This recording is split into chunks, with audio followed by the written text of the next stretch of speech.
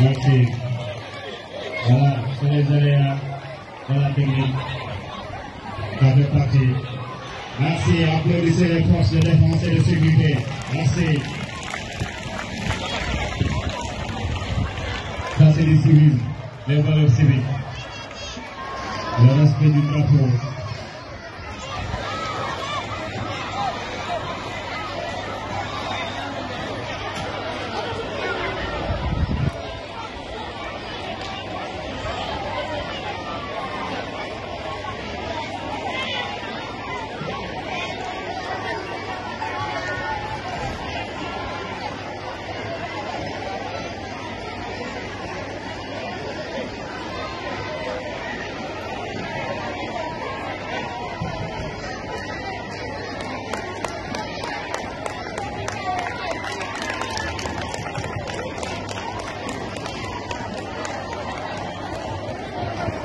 Voilà donc, merci, applaudissements, les applaudissements nourris.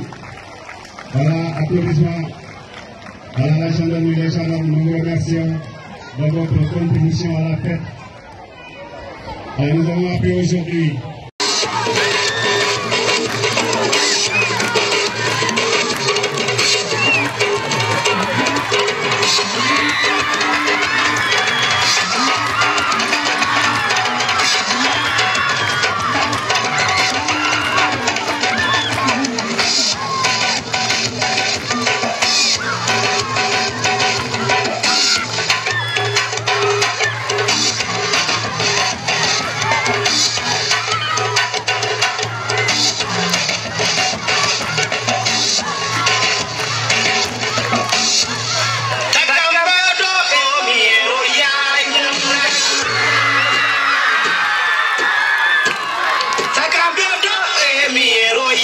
xam nga éducation civique bu njëkk dañ doon wax éducation civique éducation morale éducation sanitaire curriculum bi mu ñëwee léegi on parle de vivre ensemble éducation civique bi ak morale bi ba léegi ñoo ngi fii ñoo ngi ci vivre ensemble c'est une activité à l'élémentaire qui est en ESVS éducation pour la science et la vie sociale donc ba léegi activité civisme ak morale maître yaa ngi koy jàngale ci biir classe yi parce que boo xoolee guide bi am na ay kii yu fa nekk respecter les symboles respecter les institutions ainsi de suite donc tous les thèmes sont là-bas et maîtres yi dañuy dérouler leçons yooyu ci biir classe yi mais tuddutuñu éducation civique tuddutuñu éducation morale bu boobaa nag ku nekkul ci milieu bi day foog ni activité yooyu dafa amatul parce que du ko gis ci cahier élève bi bu ñibbee këram bu indee cahier bi doo ci gis éducation civique doo ci gis éducation morale mais da nga koy gis vivre ensemble boobu nag moo porté activité yooyu donc ba léegi ñu ngi koy jàngale bu baax ci biir classe yi moo tax ci biir semaine bi sax les enseignants doivent mettre l'accent le plus sur ces activités là activités yooyu la ñu war a di gën a jox cër ci biir enseignement bi parce que souvent effectivement dañ koy xaw a négliger jàngalekat bi da koy xaw a négliger c'est comme bu ñu naan dessin c'est comme bu ñu naan récitation genre activité yooyu dañ koy xaw a sàggane mais activité yooyu dañu am seen importance ci tabax citoyen de demain bi ci tabax xale bi donc amul benn pàcc buñ ci war a bàyyi ci ginnaaw voilà. waaw mais boo xoolee aussi bu njëkk kër gi day yar mbedd mi yar école yar mais fi ñu toll nii dafa mel ni école rek moo yar kër gi yaratul nit ñi dañuy xëy ku nekk jaar kii bu ñu ñibbisee guddi kenn du wax ak kenn ku nekk a ngi ci portable am yar amatul ci biir kër yi bu njëkk maam dafa amoon place ci biir kër gi mooy léebal xale yi.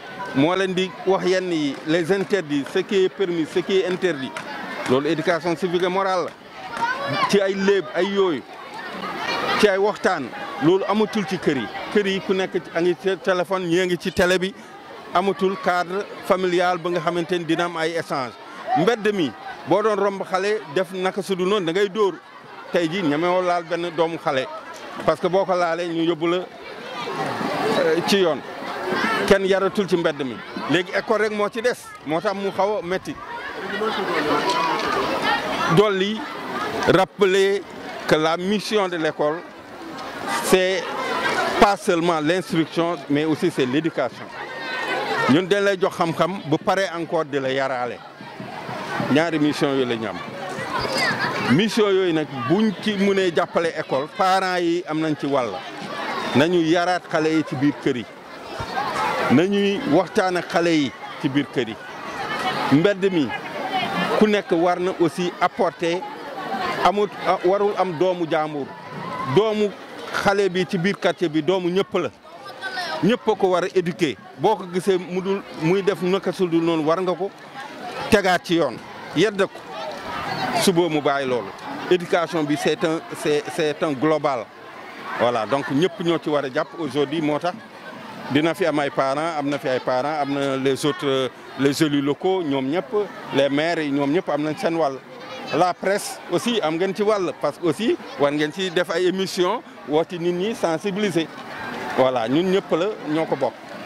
merci beaucoup.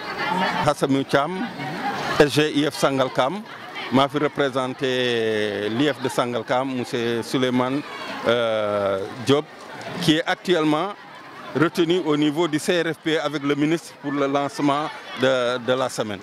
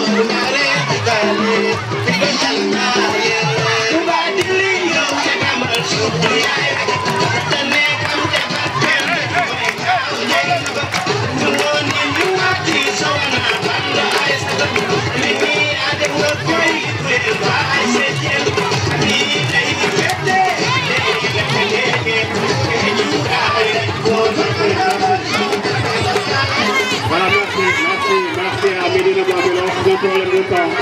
Il faut que chaque aussi...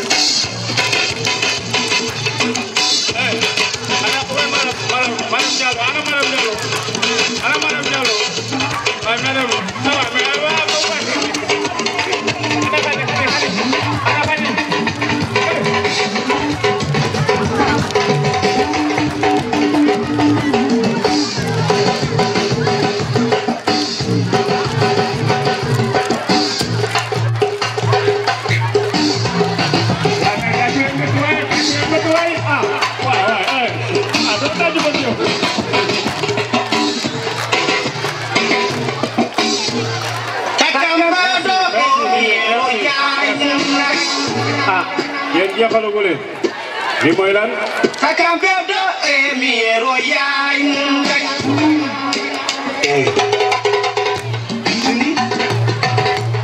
Sake bado kubiel kanyeyo awali ndare jikali Idonyola ta yewe Yo emiero yaay Sake bado kubiel kanyeyo awali ndare jikali Idonyola ta yewe Adili yoki emiero yaay Pati bado kubiel kanyeyo awali ndare jikali Idonyola ta yewe Merci beaucoup, voilà.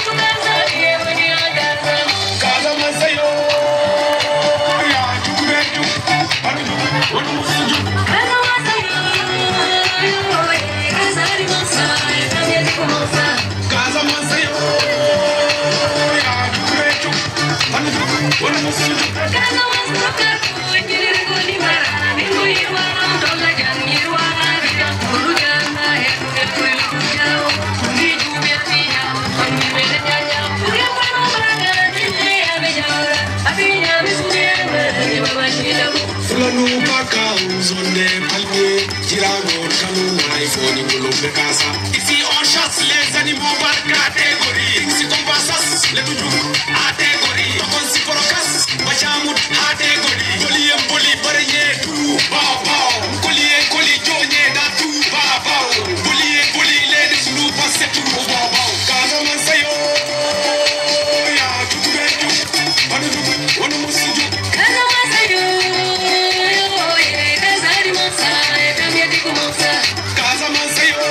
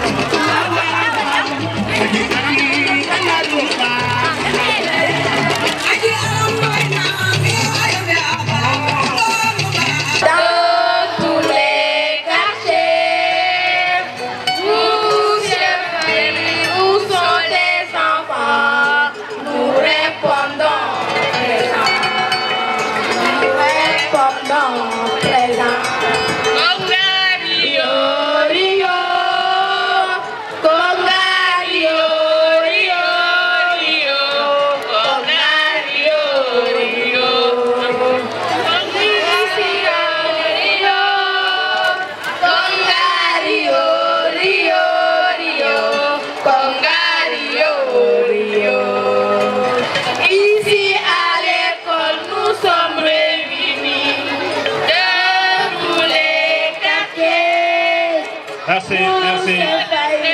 Des applaudissements pour ces élèves, les élèves de Bambilor 2. Merci, merci à présent. Voilà, nous...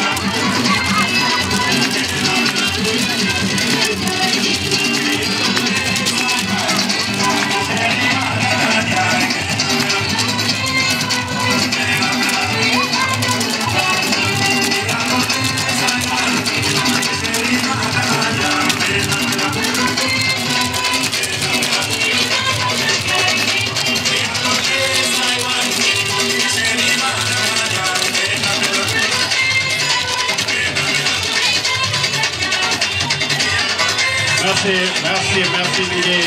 Applaudissez ces enfants. Oui, merci.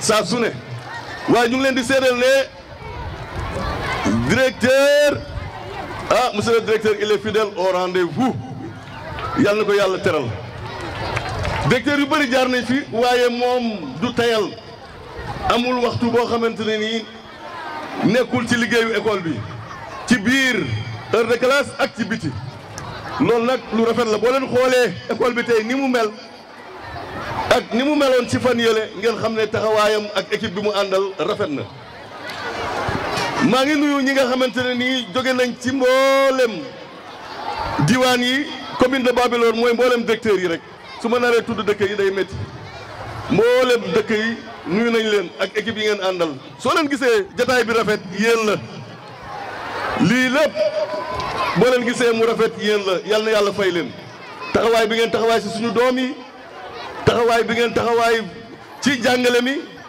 yal na leen yàlla fay ci barke yonte bi la fa may daanelee mooy yéen xale yi macha allah ñoo ngi leen di ñaanal yàlla yal na leen yàlla def ay mag yàlla def si yéen xam-xam yàlla def si yéen yokkute fa tabarakallahu mbir mi rafet na neex na alhamdulilah salaamaaleykum wa rahmatullah maa ngi jégalu si kàddu yi. Monsieur l'inspecteur chef de district de Bambilor, Pape Malick Diop, Pape Malick Ba, Monsieur le commandant de la brigade de Bambilor, Monsieur le maire de la commune de Bambilor, chers collègues enseignants, distingués invités, aimables apprenants. Le district de Bambilor se réjouit de votre présence et vous souhaite la bienvenue chez vous. Vous me permettrez avant tout d'adresser mes remerciements les plus sincères à l'inspecteur de l'éducation et de la formation de Sangalkam, M. Souleymane Diop, du choix sur notre district pour abriter la cérémonie historique de lancement de la 24e semaine nationale de l'école de base. Inspecteur Diop, sans exception aucune, toutes les sensibilités du district vous disent merci, à Djarama, Djokanjal, à Baraka, Djarabot. Nous associons à ces remerciements notre inspecteur chef de district, l'infatigable Pape Malick Ba, qui nous accompagne sans relâche dans notre noble et délicate mission.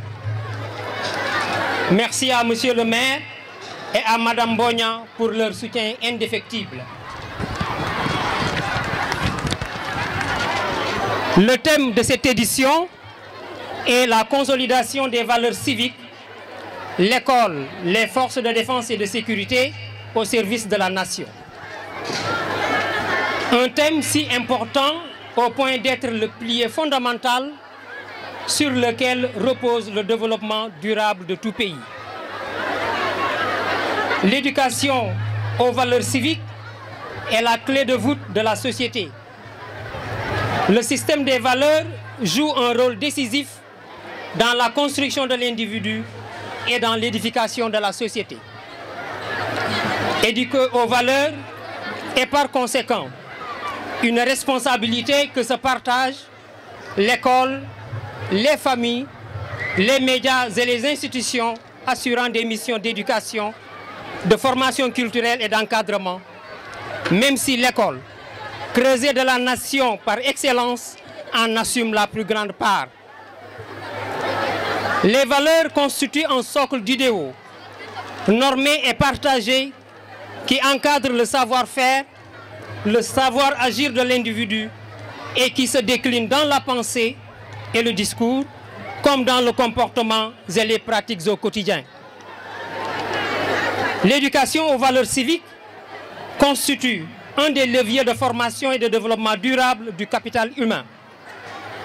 Elle représente, en outre, un paradigme structurant des missions de l'école, notamment celles liées à la socialisation, à l'éducation, à la culture, à l'inclusion socio-culturelle des apprenants et à la consolidation de la cohésion sociale. Son impact va enfin au-delà des domaines de l'enseignement, de la formation, de la qualification, de la recherche et s'étend plus largement au développement humain et environnemental. Bref, on peut s'accorder que l'école, lieu d'éducation et de formation, est cette fabrique qui façonne le citoyen modèle, seul gage de stabilité socio-économique et environnementale de la nation. Nous, enseignants, employés de cette fabrique, en avons claire conscience et ne ménageons aucun effort pour l'atteinte de l'objectif. Nul ne doute de l'implication des forces de défense et de sécurité dans la consolidation des valeurs civiques. Elles sont dans des missions de paix, de sécurité, de régulation, de prévention et de préservation de l'état de droit et des droits humains. Monsieur l'inspecteur de l'éducation et de la formation, devant cette assemblée que nous prenons à témoin, le district de Bambilor vous renouvelle sa disponibilité et sa loyauté et vous assure de son engagement à vivre et à faire vivre pleinement la semaine dans ses différentes écoles. Le district de Bambilor est fin prêt et n'attend que votre bénédiction. Je veux dire l'ouverture officielle. Vive le district de Bambilor, vive l'IEF de Sangalkam. Merci de votre aimable attention.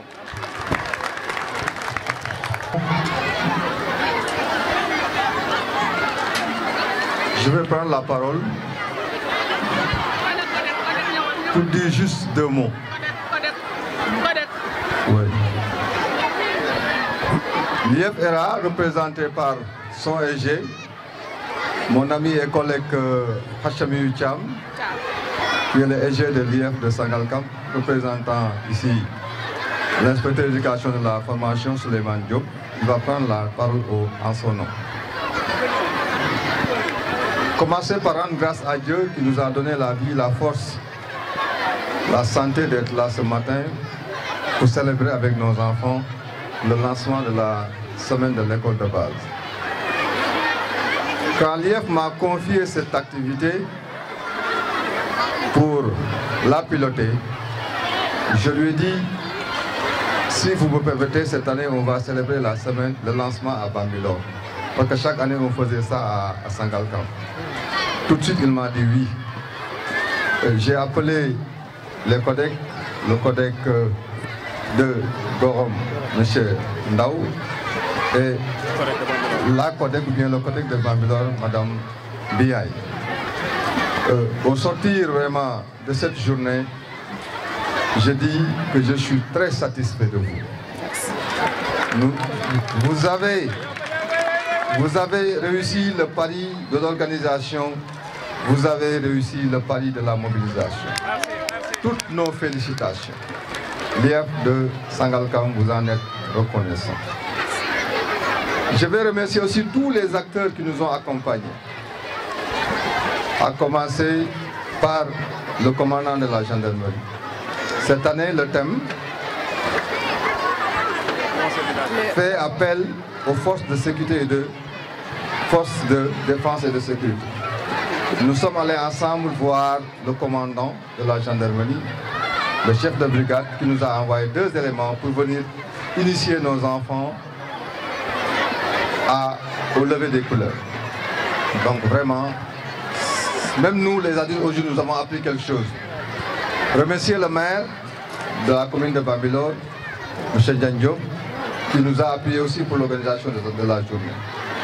Remercier mon ami, mon guide spirituel, le Khalif Tcherno Amadou, qui nous a envoyé son fils. Cheikh Omar est là, Togaay bi Togaayu Khalif bi la. Ñoom imam yi ñoo ñuy jàngal di ñu wax ne ak ulema yi bu la kilifa yónnee ndawam xoole ko bëtu kilifa gi. Kon fii toogaayu papam la fi toog. Ñu ngi kontaan démb ci ngoon rek daf ma woo Thierno ni ma inspecteur fu ngeen toll ci organisation bi ma ne ko sama sëriñ lépp mat na incha allah. Donc vraiment ne ko moom yarkat la te dafa ni ma woon dafay ñëw sax man maa ni ko ci ca ziar bi nga jógee te keroog gis naa ni sonn nga trop mun ma kon dinaa yónnee délégation. Kon vraiment ñi ngi am cofeel ci moom di wax ne vraiment kontaan nañ ci taxawaayam. Di remercier le système éducatif, commencé par le proviseur, il est là, les directeurs d'école, les directrices d'école, la case des tout-petits, pour dire que nous sommes dans un système, et nous les philosophes, quand on nous dit système, tout de suite nous passons à la spirale. La spirale, quand tu touches l'anneau, tout bouge.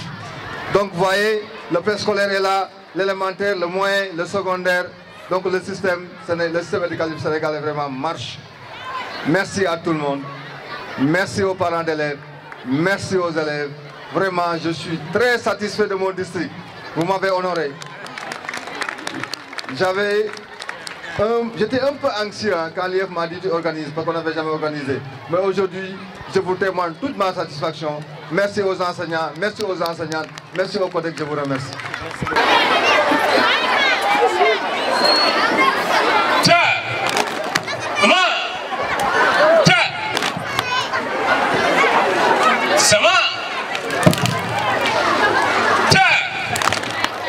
سماء تاء اعتداء أولا تسليم السلام عليكم باعتداء نحن أنصار الله الله الله نحن أنصار الله الله الله نحن أنصار الله الله الله Quran reka nyunyor Allah Allah Quran reka nyunyor Allah Allah Nusam sadat Allah Allah Allah Nusam sadat Allah Allah Allah Nusam sadat Allah Tangi Islam reka nyunyor Allah Allah Islam reka nyunyor Allah Allah We are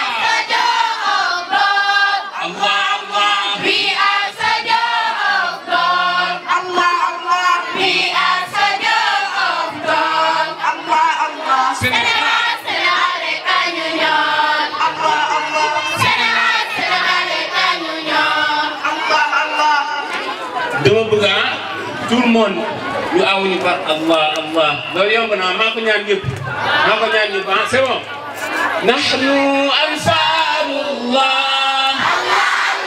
nahnu ansarullah nahnu ansarullah Quran rek ñu ñor Allah Allah Quran rek ñu ñor Allah Allah nous sommes soldats d'Allah Allah Allah nous sommes soldats d'Allah Allah Allah nous sommes soldats d'Allah Allah Allah Islam rek ñu ñor Allah Allah Islam Quran rek ñu ñor we are soldiers of God Allah Allah we are soldiers of God Allah Allah we are soldiers of God Allah Allah Sénégal rek ñu ñor Allah Allah Sénégal rek ñu ñor Allah Allah Sénégal rek ñu ñor bi'tidal أولا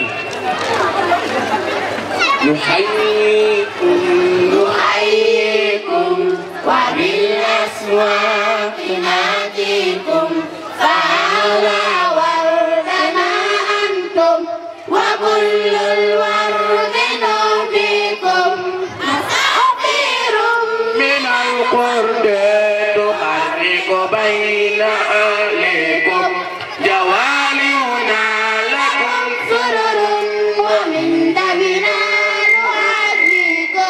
نحييكم وبالأسواق نأتيكم فعلى وردنا أنتم وكل الورد نهديكم على ما أجمل اللقيا وما أحلى تلاقيكم بكم جاءت مآخرنا وأما النور ناتيكم نحييكم وبالأسواق ناتيكم فأولى وردنا أنتم وكل الورد نهديكم وكل الورد نهديكم وكل الورد نهديكم أعوذ بالله من الشيطان الرجيم بسم الله الرحمن الرحيم المال والبنون زينة الحياة الدنيا والباقيات الصالحات خير عند ربك صوابا خير عند ربك ثوابا وخير أملا ويوم نسير الجبال وترى الأرض بارزة وحصرناهم فلم نغادر منهم أحدا وعرضوا على ربك صفا لقد جئتمونا كما خلقناكم أول مرة بل زعمتم أن لن نجعل لكم موعدا صدق الله العظيم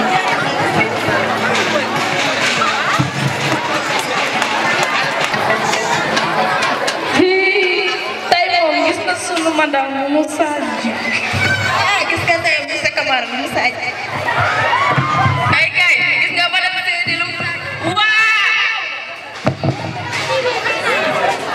waaye boy mbedd bi ngay tuur mbal du tuuru kaay mbali yow dimbali ma laa wax yow nga re ba tax fekk ma tuur sama mbali ngay wax sa kanam ku gi ne taatu ci dimbali ma laa wax sa bakkan bi ne glacé bañ naa may ko yaay boy dimbali ma laa wax jox sa borom ngeen wax ngeen mel ni mag yéen xale yi yamaate ngeen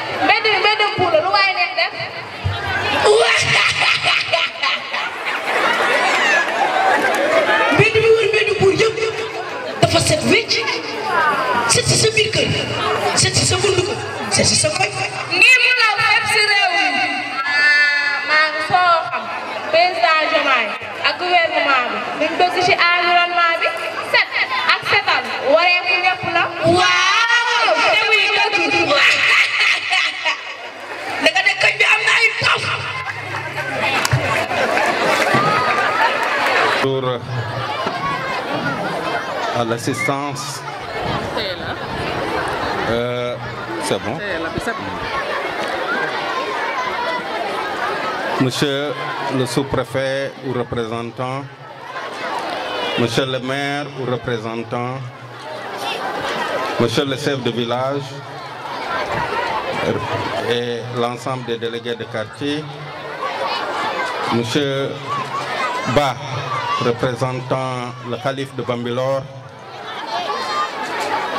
monsieur le chef de district de Bambilor, inspecteur Pape Malik Ba, monsieur le proviseur de Bambilor, monsieur le codec, monsieur le directeur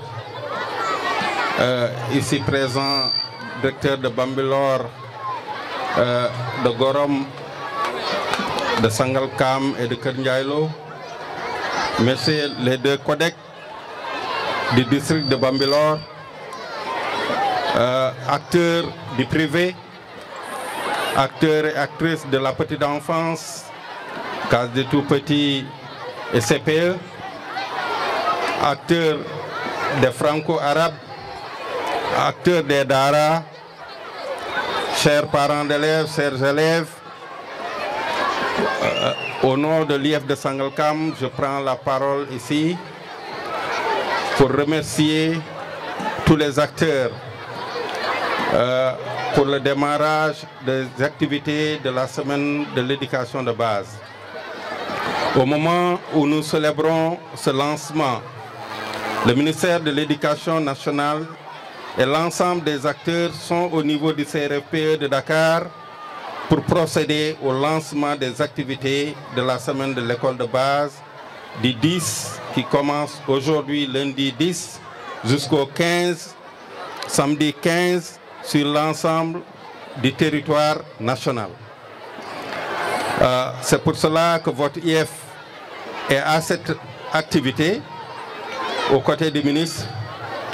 Il nous a instruit de le représenter au niveau de Bambilor pour procéder au lancement de notre journée pour l'ensemble des codecs et l'ensemble des districts de l'IF de Sangalkam. Donc à partir d'aujourd'hui, toutes les activités vont démarrer, mais durant toute une semaine. Les activités ne s'arrêtent pas aujourd'hui. Aujourd'hui, c'est le lancement. On va dérouler des activités jusqu'au vendredi pour procéder à la clôture le samedi au niveau de Djahirat Ndioben. En cela, le thème de cette année, c'est l'école et les forces de défense et de sécurité au service de la nation. Quand on parle de l'école et des forces de sécurité et de défense, c'est pour vous dire l'importance de ces deux secteurs pour la formation des valeurs au niveau du citoyen.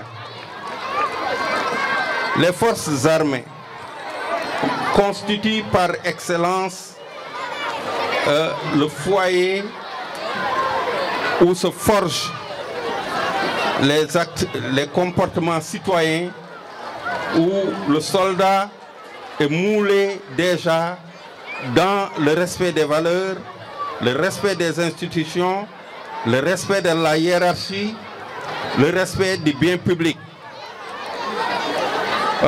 Vous les voyez quand ils sont ensemble. Ils vont vous parler de classe. Classe parce qu'ils ont partagé beaucoup de valeurs pendant leur formation. Ils vont en mission, ils reviennent. Ils continuent d'entretenir ces relations parce que nous avons partagé une mission ensemble.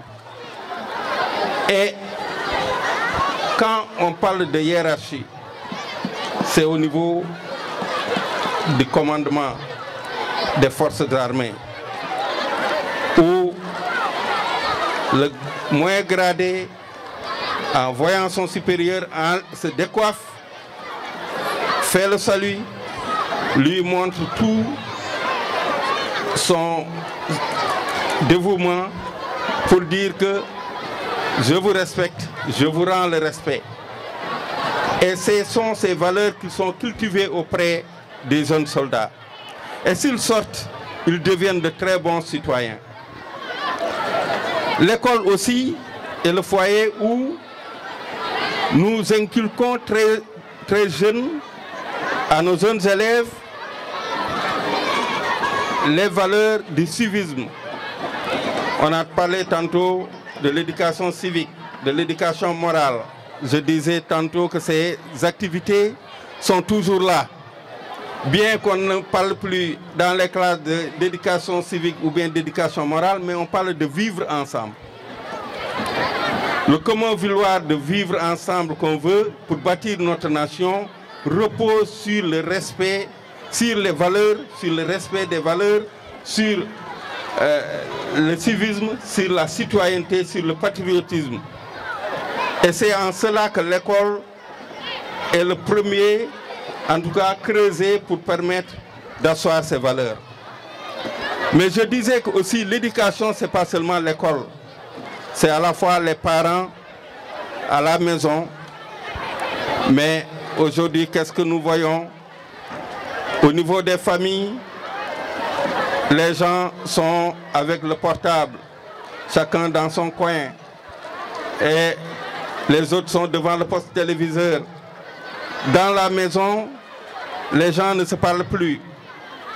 Alors qu'avant, la grand-mère était là, on se retrouvait autour de la grand-mère qui nous enseignait des devinettes, qui nous enseignait des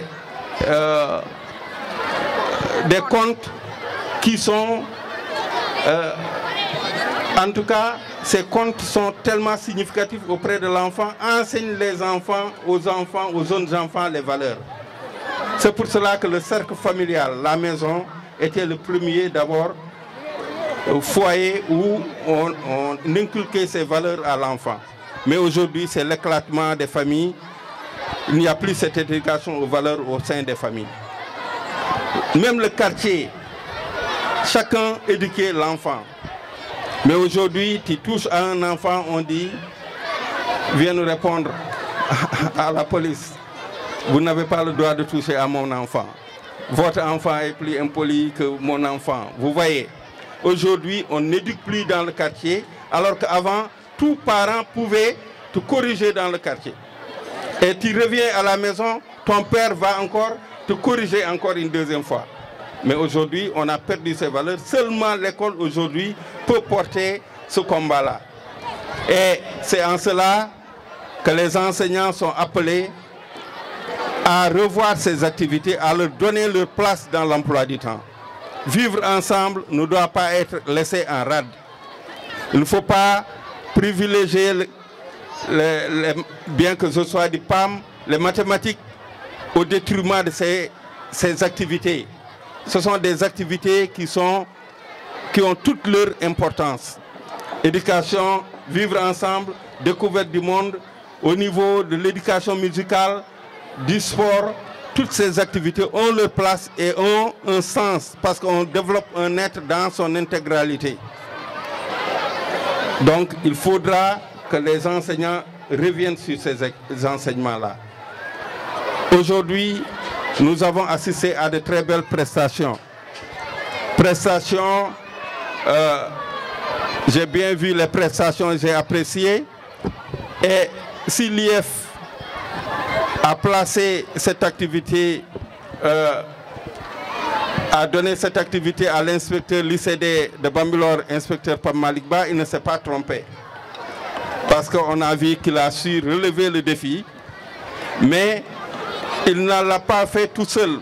Il a relevé ce défi avec les deux braves codecs que voici.